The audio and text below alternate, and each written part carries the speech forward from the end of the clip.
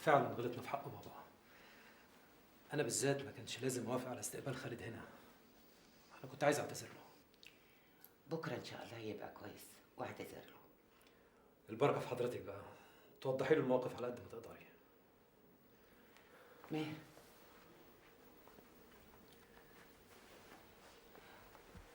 عايز اسالك سؤال. اسالي. هو بابا حقيقي اتجوز؟ مين اللي قال لحضرتك الكلام ده؟ رد عليا، ايوه ولا لا؟ لا طبعا. مين اللي قال لك كده؟ رانيا لمحت لي بحاجه زي دي. طب ما انت عارفه رانيا وجوزها ماما، يعني بتصدقي برضه كلام واحد كاره نفسه زي عوني؟ كل همه في الدنيا دي انه يهد العيله دي. خلاص خلاص، اللي يجيبه ربنا كويس. يلا روح. تصبحوا على خير. وانت من اهل. تصبحي على خير يا طبعا. وانت من اهل. وانت مش هتطلعي تنامي؟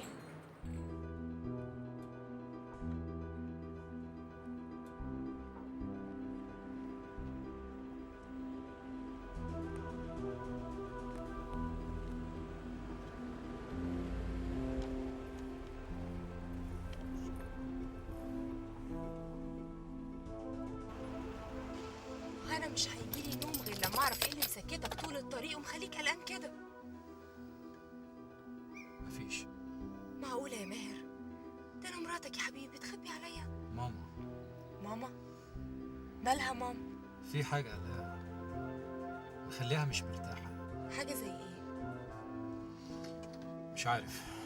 طب ما قدرتش تعرف السبب قلقها ده ايه؟ ياه، دي كانت ليله. مالك يا ماهر؟ كنت عايز اسالك سؤال. اسال. هي الست ممكن تحس باي حاجه يعملها جوزها من وراها؟ حاجه زي ايه؟ يعني مثلا لو عنده علاقه تانية ممكن تحس بيها؟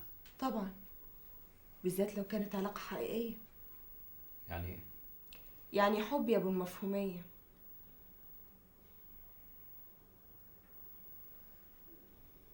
ماهر، ايه الحكايه؟ مفيش. مفيش ازاي؟ ده انت طيرت النوم من عيني. تحت بتقولي ماما وقلقانه، ودلوقتي الست بتحس بجوزها لو في علاقه. في ايه؟ لازم تفهمني. اصل ماما سالتني اذا كان بابا اتجوز ولا لا. هو اتجوز فعلا؟ اتجوز طبعا. وهي رانيا هتكذب ليه؟ لانها كدابه وبتاخد معلوماتها من عوني. مهما كان يا عمر يا حبيبي، مفيش دخان من غير نار زي ما بيقولوا في المثل. ولا انت عاوزني اصدق ان باباك كان منعزل عشان يكتب مذكراته؟ وليه لا؟ مفيش حد يسيب شغله يضرب يقلب، خصوصا لما يكون زي باباك ويروح يكتب مذكراته. بذمتك حكايه المذكرات دي داخله دماغك؟ امال كان رايح يعمل ايه؟ واضحه زي الشمس، يقضي شهر العسل. طب وريم اللي كانت معاه؟ ريم دي طفله يا عمر، دي ستاره بس. يعني هي كانت قاعده معاه ليل نهار، ولا كانت قاعده بتحسب عليه كل خطويه؟ تلاقيه كان منزل مراته في اوتيل وريم في اوتيل تاني. خلاص، خالتي مراته وخالتي بابا بيتحايل ويتآمر بالشكل ده. ايه الكلام المريض ده يا ضحى؟ ده مش كلامي، انا بقول لك اللي سمعته. ضحى، انا مش عايز اسمع كلام زي ده تاني. ومن هنا ورايح مالكيش دعوه برانيا اختي. مش هي اختي؟ ايوه. قاطعيها بقى، مالكيش دعوه بيها. اتفقنا؟ اللي تشوفه يا عمر. انا يا حبيبي بقول لك اللي سمعته. مش عاوز اسمع كلام في الموضوع ده تاني، مفهوم؟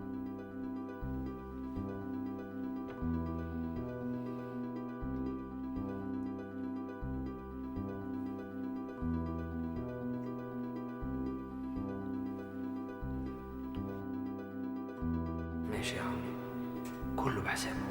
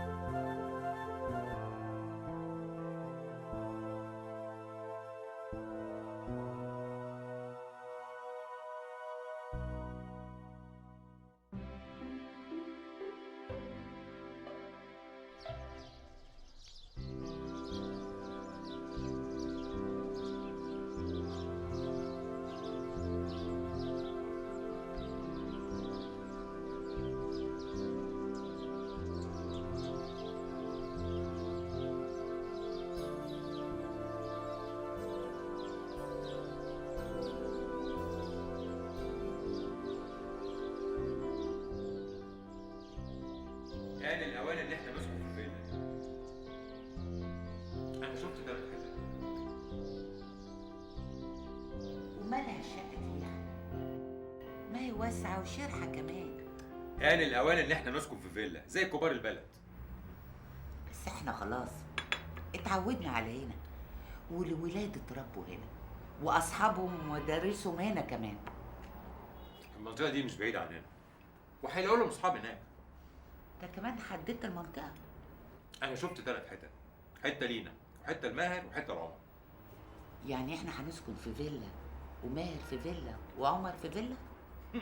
امال يا ام ماهر؟ طيب والبنات؟ البنات حقهم محفوظ وبشرع ربنا. اذا جوازهم ما بنلهمش بيوت حلوه، انا هبني لهم بيوت زي اخواته. ربنا يخليك لينا يا احمد.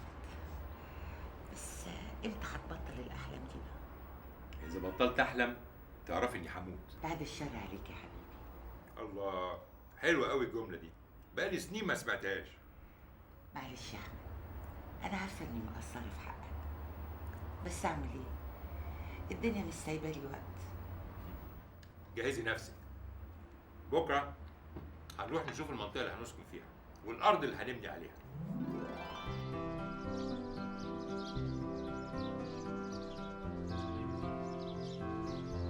صباح الخير يا سعاده البيه. صباح الخير.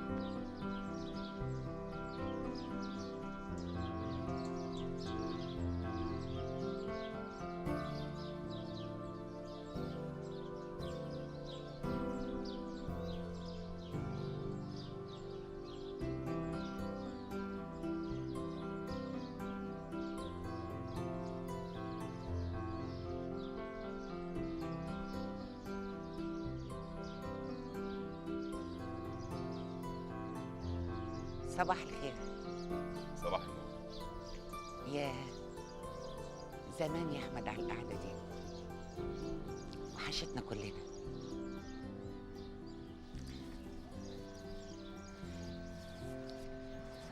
احنا ما وحشناكش المده دي كلها. الولاد صحيوا؟ ايوه، ومستنيينك تفطر معاهم. لا متشكر، انا ماليش نفس. مالكش نفس؟ انت هتقولي ده انت اول حاجه بتدور عليها اول ما تصحى من النوم الفطار والجرايد، والاتنين جاهزين. يلا بقى، ما تزعلش من الولاد يا احمد، الولاد ما لهمش ذنب، انا اللي غلطان.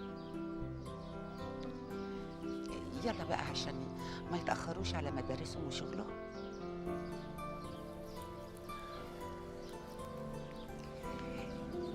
البيت كان وحش من غيرك يا احمد. الحمد لله على السلامه.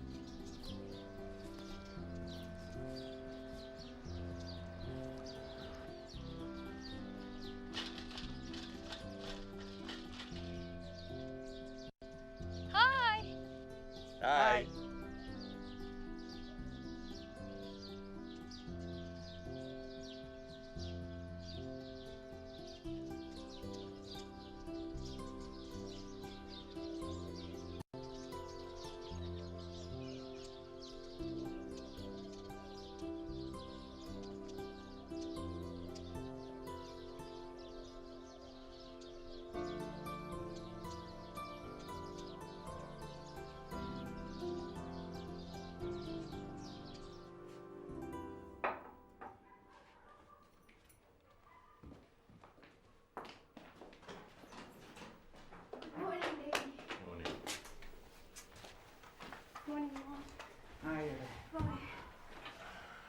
الشاي يا ام الخير. صباح الخير. صباح النور. صباح النور. متزعلش مني يا بابا.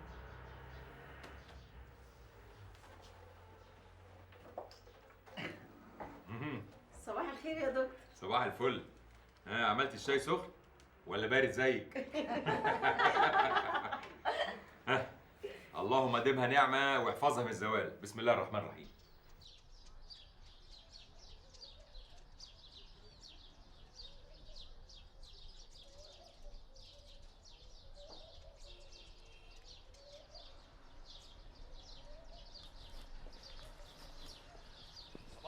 اهلا يا صابر، انت ايه اللي جابك؟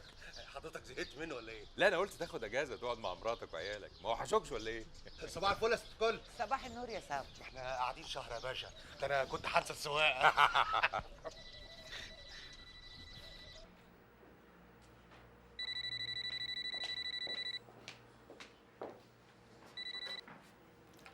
الو.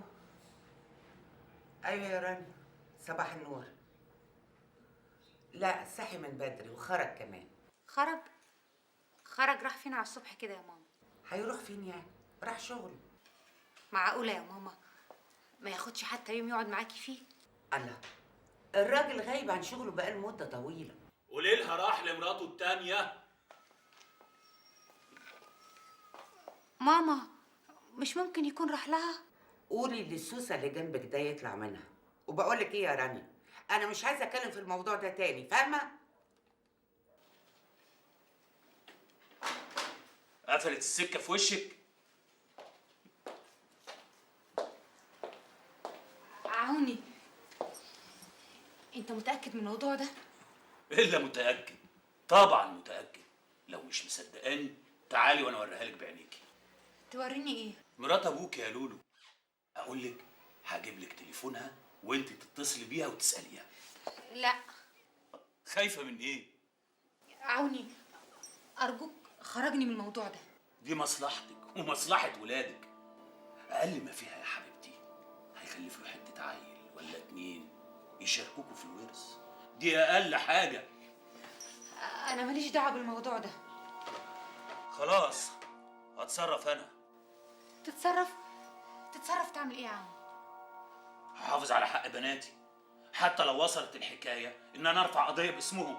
تاني يا عوني؟ هتقولي قضية تاني؟ طب قولي لي تعملي ايه لو انت مكاني وشايفة حقك بيتسفح عيني عينك كده، تعملي ايه؟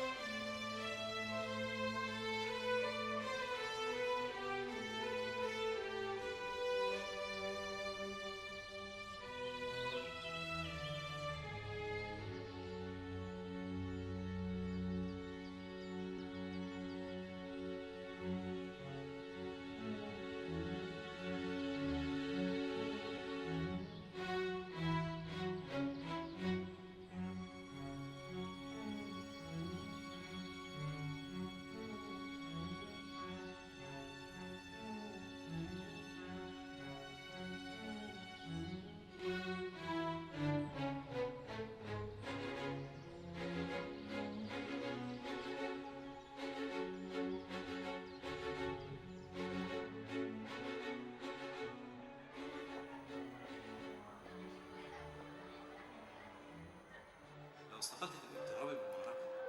لو استقلت تبقي بتهربي من المعركة. لو استقلت تبقي بتهربي من المعركة. دي حياتك ولازم تدافعي عنها.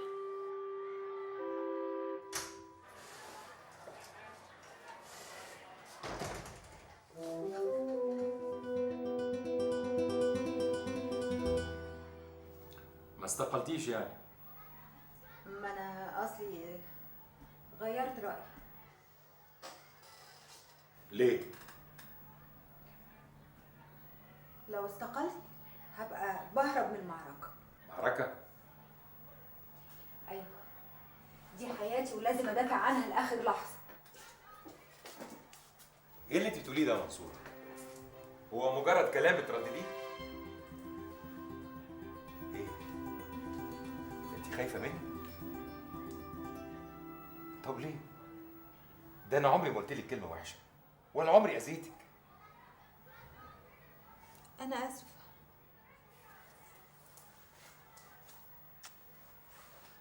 انا اللي اسف. اسف على اللي حصل مني المرة اللي فاتت. معلش انا اصلي كنت متضايق شوية فجت فيكي.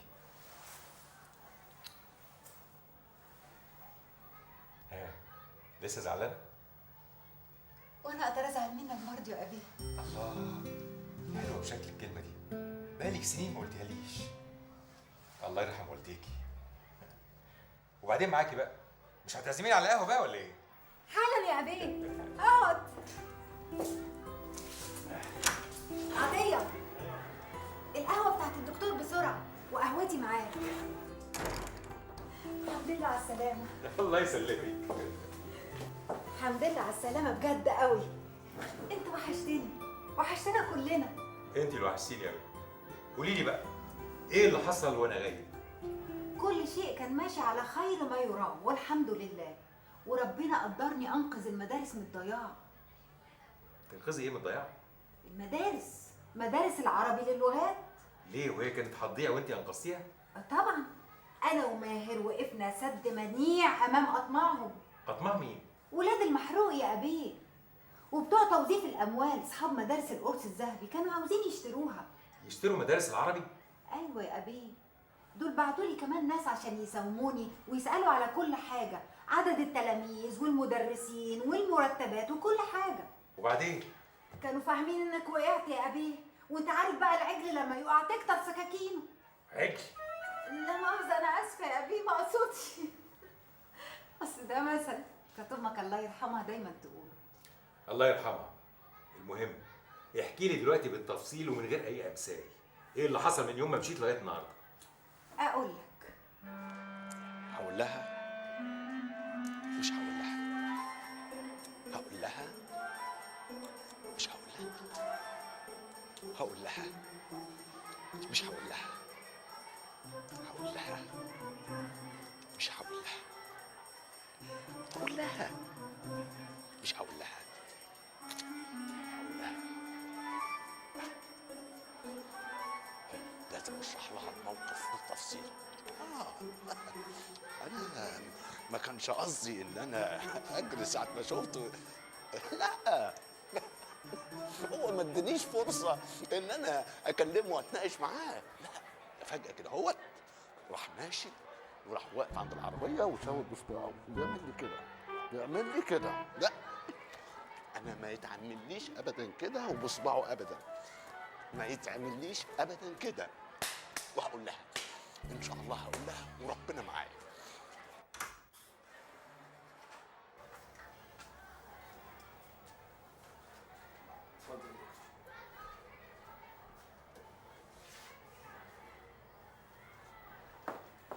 انا جاي اقول لك ان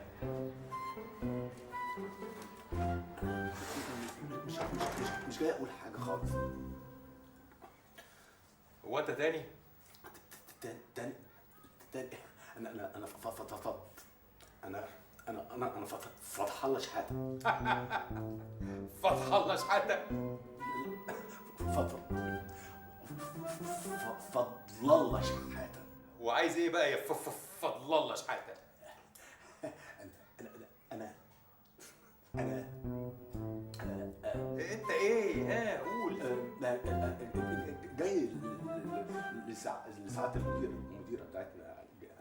انا جاي لسعاده المديره بتاعتنا. وعايز ايه بقى من سعاده المديره بتاعتكم؟ ها؟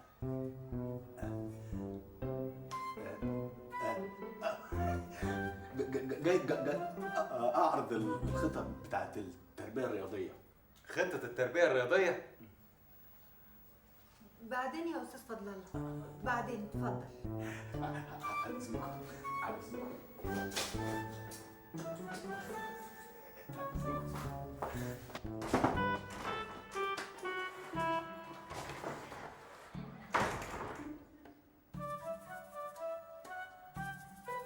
عايز ايه الافندي ده؟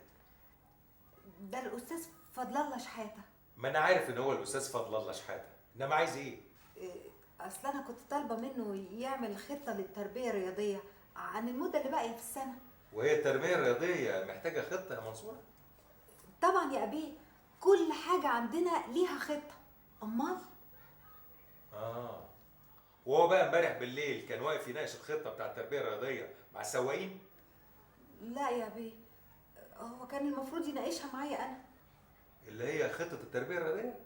ايوه، اصل انا طالبه منه بقى يعمل خطة على مستوى المدارس كلها، وهو راجل مخلص قوي وكفء جدا يا أبيه. مخلص قوي وكفء جدا يا أبيه. طيب يا منصور، هنبقى نتكلم في موضوع الخطة الرياضية دي بعدين. كنا بنقول ايه بقى قبل ما يدخل علينا الأستاذ أبو زعيزع ده ويقاطعنا؟ أبو زعيزع؟ ايه؟ مش عاجباك أبو زعيزع دي؟ خلاص نغيرها. قبل ما يدخل علينا الأستاذ شرف أنطح ويقاطعنا. ياه، الساعة داخلة على 2 والأستاذ لسه ما جاش. هو انا جاي الساعه كام؟ هو اداني ميعاد الساعة 12، سبت قضية في المحكمة وجيت جري. هو نسي ولا ايه؟ لا ما انساش، لانه بيكذب عليه. الساعه 12 بيكون في السرير، هو ميعاده هنا من 2 ل 2 ونص. ده انا عارفه كويس قوي، واحنا عشره عمر، وكل يوم بيجي يصطبح هنا. لكن لازم هيجي. دلوقتي هتلاقيه جاي. ايوه جاي حاضر. هي الساعه كام معاك يا باشا؟ الساعة 2 إلا 5. دلوقتي هتلاقيه جاي. راح جازم، راح انا اشوف شغل الزباين. ده ضيف الاستاذ عون يا معلم، يعني اسيبه؟ ايوه سيبه، شوف زبون غيره. يلا احجز شوف زباينك على بال ما يجي الأستاذ. كان على عيني والله يا باشا، معلش بس هعمل ايه؟ ما انا شايل الاولين كلها على بالي. راح فين حجاز؟ انا هنا معاك اهو يا باشا. حضر لي طقم 20 عشان الدماغ تفتح. من عينيا يا باشا. ومعاك كيس الفستين. من عينيا يا باشا. قشطه يا متر. قشطة ايه بس يا عوني؟ الساعة 2 إلا 5 يا جدع، وانا مستنيك من الساعة 12. انت عارف ان انا ورايا محاكم ومشاكل ناس. الله لا فيها متر، ما واحده واحده عشان الدماغ ما تضربش شلباز. استنى لما نعمل دماغ وبعدين نتكلم، عشان انا هقول لك كلام مهم وخطير. هو الكلام المهم ده ما ينفعش من غير الحجرين؟ انا قلت للاستاذ انك ما بتصحاش قبل الساعه 2. هو في حد يقدر يصحى قبل كده برضه؟ قول له يا حجازي. النار دي مدكمسه ليه يالا؟ 100 100 يا باشا، هجهز لك نار تانية. احنا كنا بنقول ايه يا متر؟ واحنا قلنا حاجة لسه يا عم عوني؟ صحيح، ده احنا لسه ما قلناش. تلاقيك نسيت بقى ولا ايه؟ هو الواحد هيفتكر ايه ولا ايه بس يا متر؟ شوف يا سيدي، حضرتك امبارح اتصلت بيا وقلت لي انك عاوزني في موضوع خطير ومهم جدا، وحددت لي المكان هنا والميعاد الساعة 12 الظهر. صح، بس بخصوص ايه؟ حضرتك ما قلتليش. افتكرت، بخصوص حماية الدكتور. دكتور احمد؟ ايوه الدكتور احمد. هو انا ورايا غيره؟ ماله بقى الدكتور احمد؟ الراجل زي ما انا توقعت بالظبط، اتهفف نافوخه واتجوز. ايوه، وبعدين ايه يا عمنا؟ بقول لك اتجوز، بس الراجل العجوز ده ايه؟ طلع نمره، يقولوا اتجوز بنت كده من دور عياله. يا عم عون، انت ما قلتليش اي حاجه لغايه دلوقتي. ما انا جايلك في الكلام يا عمنا. امبارح وانا قاعد قاعده حلوه زي دي جات لي فكره، فقلت اقول لك عليها فورا. حلو، وانا سامعك يا سيدي. طب شد بس عشان نعرف نتفاهم مع بعض والدماغ تتواصل مع الدماغ. لا بلاش انا، علشان اركز معاك وافهمك. احسن برضه. الراجل الكبير اتهفف نافوخه واتجوز بنت من ايه؟ من دور ولاده، وانت قلتها قبل كده. عادي، ملايين الرجاله بيتجوزوا ملايين الستات، وده امر عادي ما فيهاش اي حاجه. لا، دي بقى فيها مشكله. انا جات لي فكره. الراجل ده انضرب في نافوخه. هو عشان اتجوز يبقى انضرب في نافوخه؟ لا يا متر، الراجل ده انضرب في نافوخه فعلا، ودخل المستشفى وعمل عمليه صعبه في شرايين المخ، واحنا ممكن نجيب شهاده من المستشفى بالكلام ده. وبعدين ايه يا عمنا؟ لما الراجل يتجوز جوازه زي دي ما فيهاش اي تكافؤ وبعد عمليه صعبه زي دي، يبقى ما ينفعش. طب وهو اتجوز الجوازه دي بعد ما عمل العمليه ولا قبل ما يعمل العمليه؟ الله فيها متر، انت هتعقد لي الامور. بصراحه انا مش فاكر. حتى لو اتجوزها بعد ما عمل العمليه، الراجل اسمه عمل عمليه والعمليه نجحت. كلامك صح. انت عاوز مني ايه بالظبط يا عون؟ ما تجيب من الاخر يا عون عشان افهمك. فيها متر، مش انت محامي؟ امال انا جايبك ليه؟ عايزك تشوف لي يعني سكه ولا طريقه نرفع بيها قضيه حجر على الراجل ده. بسيط، يعني انت عاوز دعوه حجر. الله ينور عليك يا متر. انا بقى عايز دعوه حجر. دعوه حجر على الراجل ده اقش بيها اللي قدامه واللي وراه. شد يا بكر.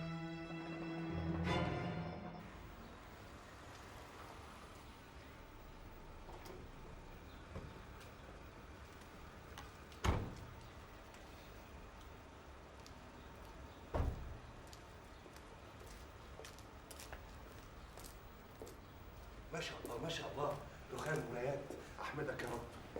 ايوه يا فندم ماما. لا اخبر ايه؟ انت مش عارف الباشا يا ابني؟ انت صاحب العلومه دي كلها. سيبه باشا. انت بقالك كتير هنا؟ من النهارده. اخرك النهارده. اتفضل يا باشا. اهلا اهلا يا سعاده الباشا، ثواني ابدا الباشمهندس خبر.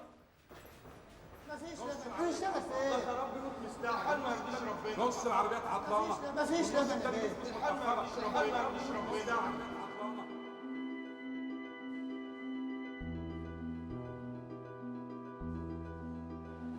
انتوا قلبتوها قهوه خلاص.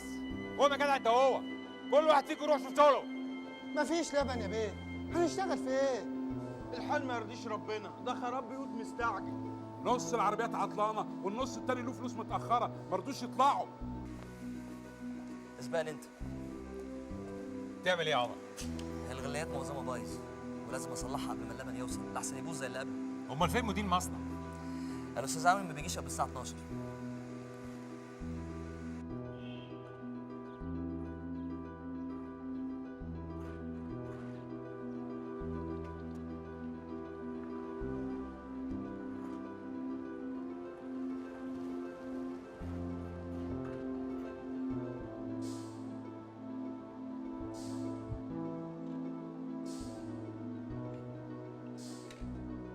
الباشا وصل، الباشا وصل.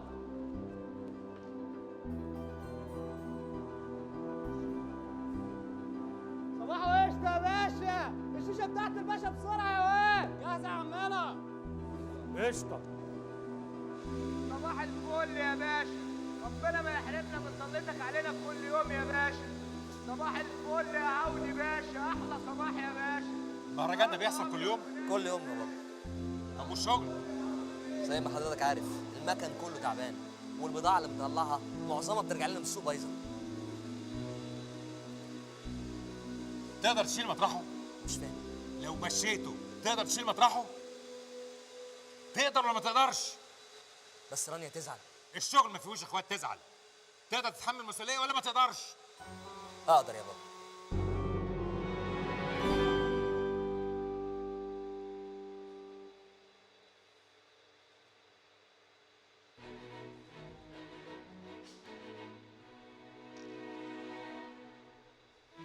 يا فتاح يا عليم يا رزاق يا كريم، ايه الهباب ده اللي على الصبح؟ صباح القشطه يا انكل. كده اهو على الصبح. ما هي دي الاستباحه اللي انا بقعد عليها اليوم بطوله. ما تيجي يا انكل تستريح. يلا انت يلا اللي بره. ايوه يا باشا. شوف عمي الدكتور يشرب ايه. أمر يا دكتور. شيل الزفت ده عشان اعرف اتكلم مع البيت. بقى شوف بقى ما اقول لك. بقى انا اشتريت المصنع ده انا وابوك من سنتين علشان نطوره ونحسنه ونكسب منه.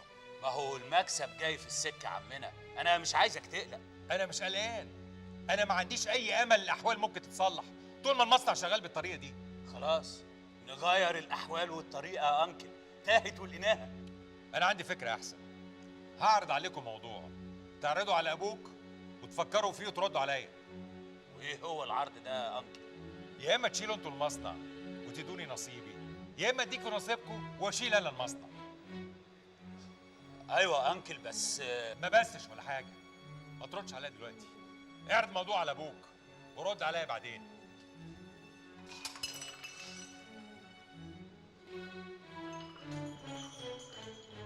يلا هات الشيشه يلا. الشيشة جاهزة والحجر متعمر وآخر بهلشة يا باشا.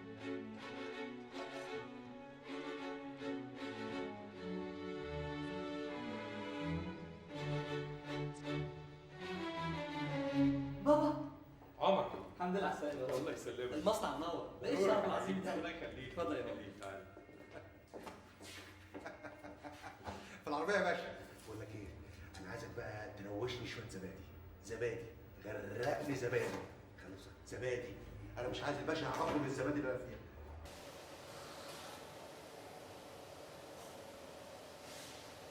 معلش يا بابا سامحني، حضرتك جيت في يوم كله صيانه، بس يعني ممكن تاخد فكره عن خطوط الانتاج الجديده. احنا عندنا خط انتاج للزبادي، وخط انتاج خاص بالزبادي بالفواكه، وجلونات الزبادي وبنصدرها، وخط خاص بالالبان، وخط خاص بمجموعه عصاير، يعني حاجات زي الفل.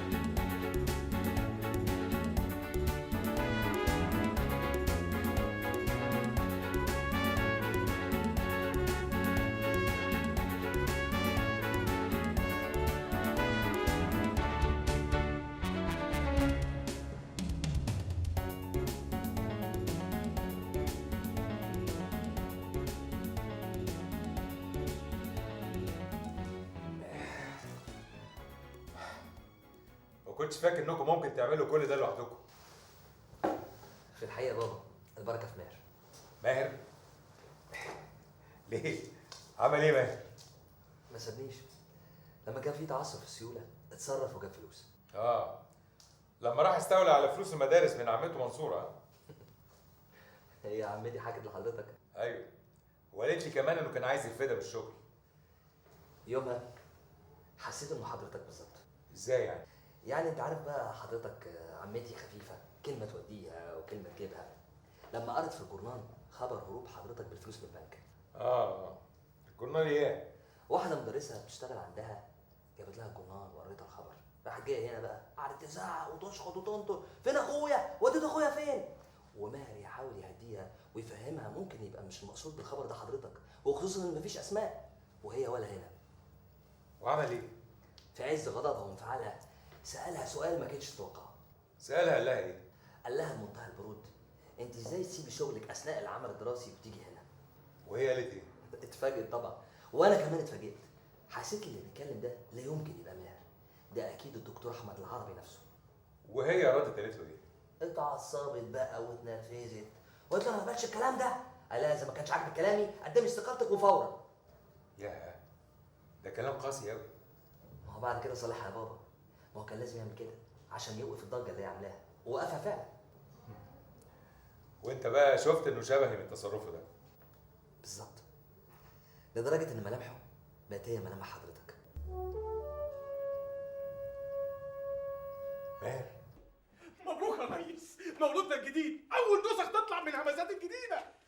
الله، وهتنزل السوق امتى دي يا غريب؟ ان شاء الله من بكره. الله الله الله الله.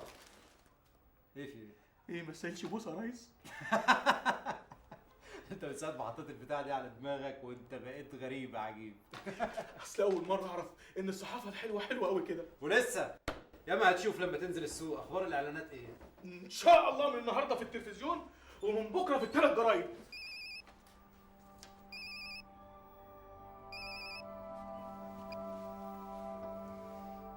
ايوه. الحمد لله على سلامة الوالد يا باشمهندس. تسلم يا ابراهيم باشا. عقبال الغيبل لك. ايه هو ما انش الاوان نتقابل بقى ولا ايه؟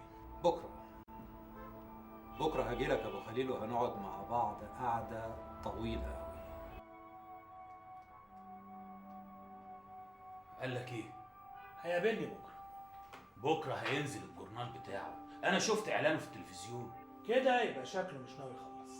تفتكر ابوه ليه دخل في الحكايه دي؟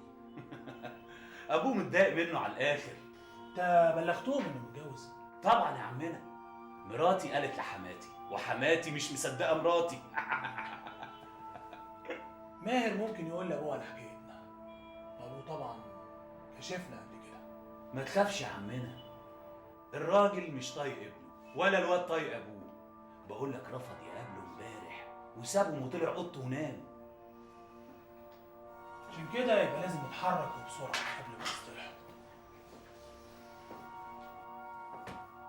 لازم الواد ده يتقرص قرصه شديده شويه، خليه يمضي معانا من ورا ابوه. وايه اللي ممكن نعمله؟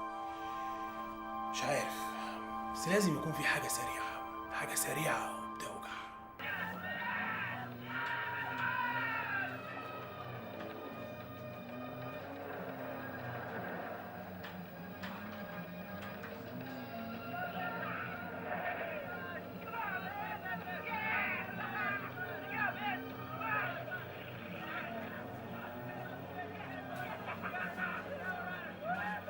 مساء الخير. مساء الخير يا حبيبي.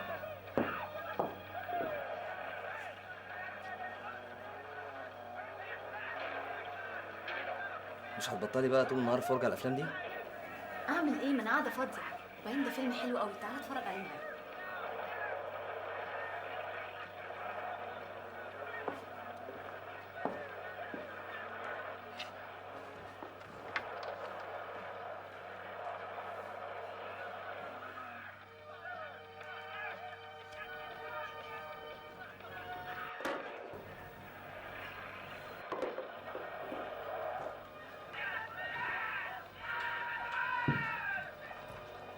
مالك يا عمر؟ مطحون طول النهار في مكنة الخلط الجديدة. مالها مكنه البتاع دي؟ باظت، اضطريت اقف عليها لحد ما اصلحها بنفسي. هو انت ميكانيكي يا عمر؟ تصلح فيها ده ايه؟ ومالك انفعلتي قوي كده ليه؟ اعمل لك ايه بس يا عمر؟ ما هو انت تغيظ انت كمان، انت ما عندكش عمال في المصنع ولا ايه؟ عندي، بس انا بحب اشتغل بايدي. ميكانيكي يعني؟ ده تخصصي، انا مهندس ميكانيكي. مهندس ميكانيكي ده هناك في الكليه، انما هنا انت مدير مصنع، والمفروض عندك مهندسين وعمال تحت ايدك. بلاش الشكليات دي، انت عارفه اني ما بحبش اشوف اي مشكله الا لازم احلها. المهم، هتغدينا ايه بقى؟ سيبك من الغدا دلوقتي وقول لي. اقول لك ايه؟ ماهر تعرف اخباره؟ ما اعرفش اي حاجه عنه، انا بقالي اسبوع ما شفتوش تقريبا. انا سمعت انه بعد عن الشركات كلها. سمعت من مين يا ضحى؟ او سمعته خلاص يا عمر، ودي فرصتك يا حبيبي. مش فاهم. مش فاهم ايه بس؟ واضح ان ماهر بعد عن سكتك اخيرا. خش انت بقى. اخش فين؟ على الشغل. سيبك بقى من مصنع اللبن اللي انت غرقان ومغرقنا فيه معاك ده، وخش بقى على الشركه الكبيره. انت بتخرفي بتقولي ايه؟ بقول ان دي فرصتك يا عمر. ماهر بعد، يبقى انت تقرب. انت مش هتبطلي طريقتك دي. لازم تقرب من باباك يا عمر، تاكل بعقله حلال، وتخليه يمسكك الشركه الكبيره والشركات كلها، ويعملك النائب بتاعه بدل ماهر. واضح ان الفرجه على الافلام الامريكاني خلت دماغي اتلحست خالص. المهم، قومي بقى غدينا عشان ارتاح شويه. الفيلم قرب يخلص. ما عملتش غدا. يعني ايه ما عملتيش غدا؟ طبعا، ما انت طول النهار بتتفرجي على افلام. ما انت كمان جيت بدري عن ميعادك. طب وبعدين؟ نطلب دليفري.